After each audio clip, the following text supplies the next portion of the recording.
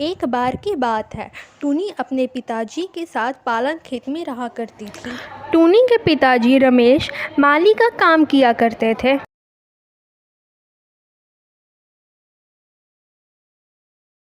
वह बहुत गरीब थे, लेकिन वह अपनी बेटी टूनी को पढ़ाया लिखाया करते थे, पढ़ लिखकर एक पायलट बन जाए। पिताजी, मैं स्कूल जा रही हूँ। हर रोज़ रमेश टूनी को स्कूल छोड़कर माली का काम करने चल जाया करता था। टूनी मन लगाकर अपनी पढ़ाई किया करती थी ताकि वह अपने पिता का सपना पूरा कर सके। एक दिन रमेश बहुत बीमार पड़ जाता है। पिताजी, ये आपको क्या हो गया? पिताजी। नहीं बेटा, ऐसे रोते नहीं, मैं ठीक हो जाऊंगा जल्दी। रमेश की तबीयत दिन ब दिन बिगड़ती जा रही होती है, इसलिए उसे हॉस्पिटल में एडमिट किया जाता है। इसकी हालत बहुत नाजुक है, आप तुरंत ये सभी दवाइयाँ ले आइए ताकि हम इन्हें दे सकें।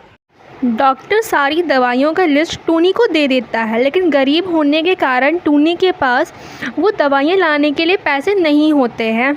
बिना इलाज के टूनी के पिता रमेश की तबीयत और बिगड़ती जा रही होती है और उसकी मौत हो जाती है। पिताजी, आप मुझे छोड़ के चले गए। पिताजी। रमेश के जाने के बाद टूनी बहुत अकेली पड़ जाती है। कुछ दिन बीत जाते हैं। टूनी स्कूल जाती है। तुम यहाँ नहीं पढ़ सकती हो। तुमने पिछले 3 महीने से स्कूल का फीस नहीं जमा किया है। इस वजह से स्कूल से तुम्हारा नाम काट दिया गया है। आज से तुम यहाँ नहीं पढ़ सकती हो। लेकिन सर, मैं तो पढ़ना चाहती हूँ यहाँ पर। पहले तुम उन 3 महीने का फ़ीस दो, तभी तुम यहाँ पे फिर पढ़ाई कर सकती हो, नहीं तो फिर तुम्हें यहाँ पढ़ने की अनुमति प्रिंसिपल नहीं दे रहे हैं। फीस ना जमा करने की वजह से टूनी का नाम स्कूल से काट दिया जाता है और वह रोते रोते घर वापस आती है। अब मैं क्या करूँ? मुझे तो स्कूल से भी निकाल दिया गया। अब मैं कहाँ जाऊँ? मैं अपने पिताजी का सपना कैसे पूरा करूँगी? टूनी बहुत रो रही होती है। हाँ, मैं मीना के घर चली जाती हूँ। शायद उसके पिताजी मेरी थोड़ी मदद कर दे। टूनी मदद मांगने के लिए अपने पड़ोसी मीना के घर चली जाती है। वह मीना के पिताजी को अपनी सारी बात बताती है। मीना के पिताजी को उस पर दया आ जाता है और वह कहते हैं, बेटा, घबराओ नहीं। जीवन में मुसीबत तो आते हैं, लेकिन हमें उन मुसीबत को देखकर घबराना नहीं चाहिए। मैं तुम्हें कुछ पैसे दे देता हूँ, तुम उस पैसे को स्कूल में दे दो और अपनी पढ़ाई जारी रखो। मीना के पिताजी की यह बात सुनकर टूनी खुश हो जाती। लेकिन मेरी बात सुनो बेटा, अब तो तुम्हारे पिताजी रहे नहीं, तुम्हें कोई काम शुरू कर लेना चाहिए ताकि तुम अपना घर चला सको और साथ ही अपनी पढ़ाई जारी रख सको। लेकिन मैं क्या काम करूं अंकल? मुझे तो कुछ आता ही नहीं।